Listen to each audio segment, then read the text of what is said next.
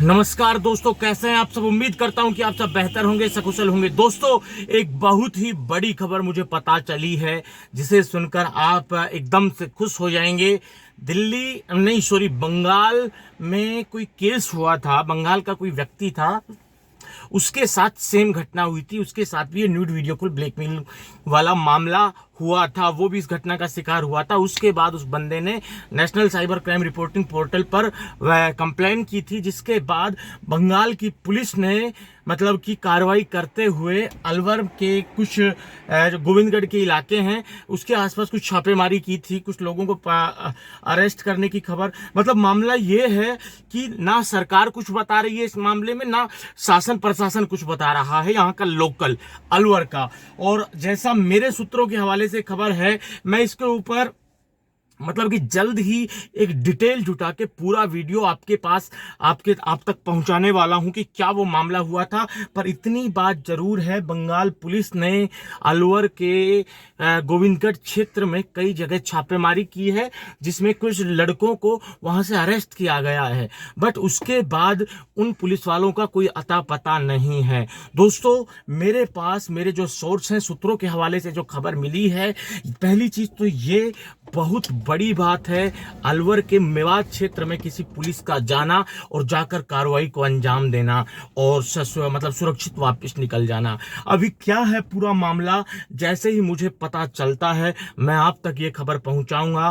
पर दोस्तों, मैं बार बार आपसे कहता हूं कि रिपोर्ट आप कीजिए, कंप्लेन आप फाइल कीजिए। जब तक आप कंप्लेन नहीं करेंगे पुलिस कार्रवाई नहीं करेगी, और आप कंप्लेन करते रहेंगे चाहे पुलिस कार्रवाई ना करे। पर एक समय ऐसा आएगा आपकी कंप्लेन का इतना ढेर लग जाएगा कि पुलिस को उन पर कार्रवाई करने के लिए मजबूर होना ही पड़ेगा। यही हुआ बंगाल में, बंगाल की पुलिस के साथ भी यही हुआ। ज्यादातर ये लोग क्या है, मेरे जो अलवर मेवात के जो मेरे आसपास के ही हैं ब्लैकमेलर, वो साले टारगेट करते हैं पश्चिम बंगाल, आसाम, झारखंड और कर्नाटका, आप ले लिए यूपी, बिहार, यहाँ के लोगों को टारगेट करते हैं।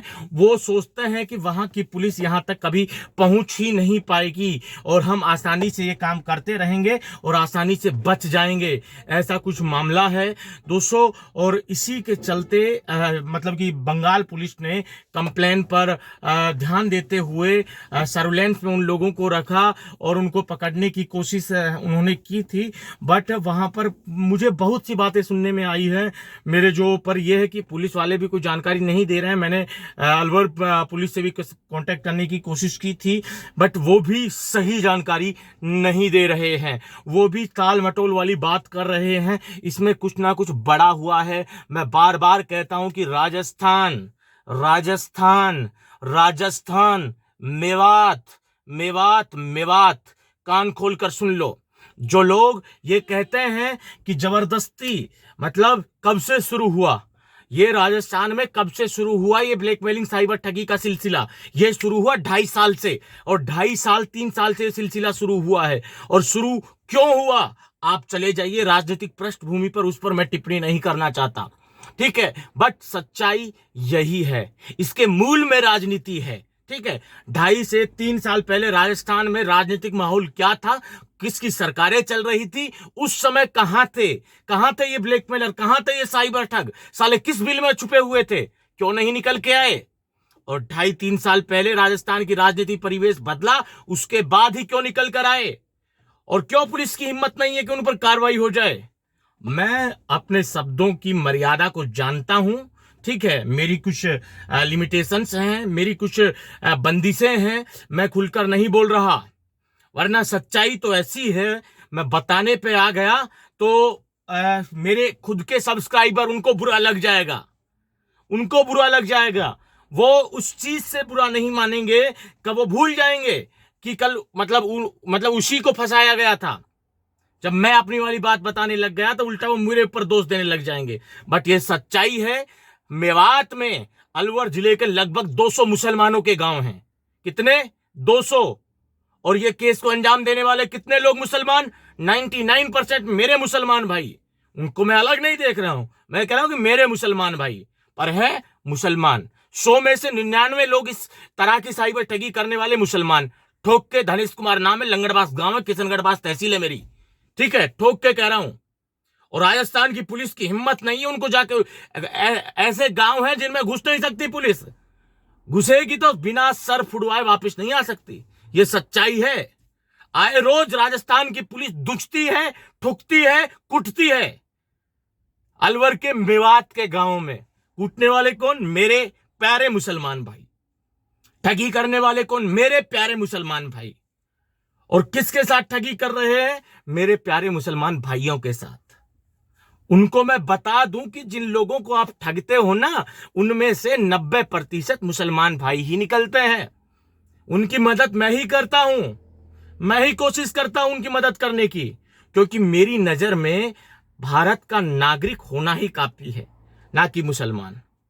बट सच्चाई दिखाना जरूरी है। जब कुछ लोग कहते हैं कि मेवात को तो बदनाम करते हैं, मेवात में ऐसा कुछ नहीं है, भैया ऐसा ही है मेवात।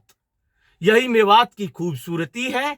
ये लोग एक राजनीतिक परिवेश के आते ही बिलों में दुबक जाते हैं और दूसरे राजनीतिक परिवेश के आते ही बिलों से बाहर निकलकर और इनकी गर्मी बढ़ जाती है। ठीक है, ये सच्चाई है।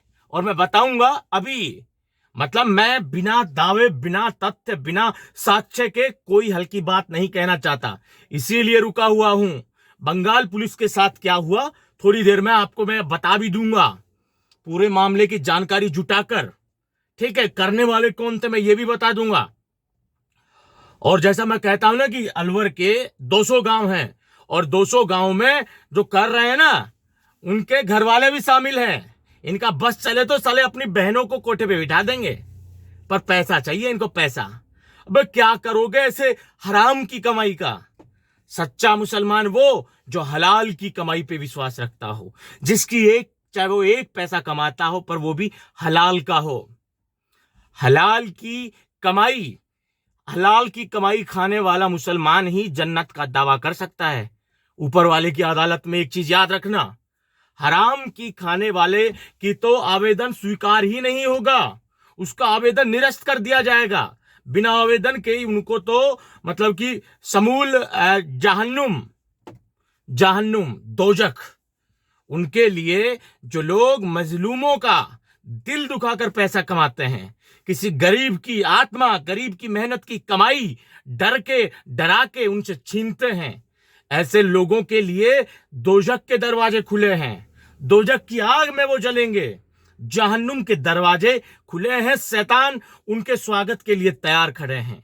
ठीक है, और हलाल की कमाई जो खाता है मुसलमान, उसका आवेदन करने की जरूरत नहीं है, वो वैसे भी जन्नत का ही मतलब हकदार है। बिल्कुल कोई नहीं रोक सकता, दुनिया की कोई ताकत नहीं रोक सकती।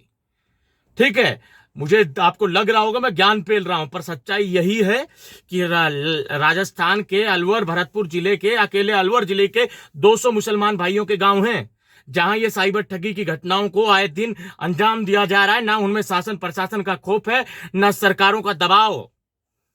समझ रहे हैं आप? सरकार का दबाव नहीं है तो क्या है? संरक्षण। ये आप तय कीजिए, हम कोई नहीं है तय करने वाले। हम सिर्फ इशारा करते हैं, और इशारे को मतलब सही साबित करने के लिए अभी अगले वीडियो में आपको बता दूंगा। जो 3 फरवरी को अलवर में जो घटना हुई थी देर रात, क्या हुआ था क्या नहीं हुआ था, पूरी डिटेल के साथ मैं आपको बताऊंगा।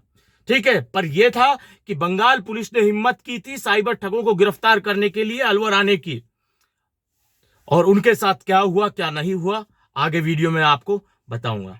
अभी के इस वीडियो में इतना ही, जल्दी आता हूं वो वीडियो आपके सामने लेकर। रखिए तब तक अपना ख्याल। जय भीम, जय हिंद की सेना साथियों।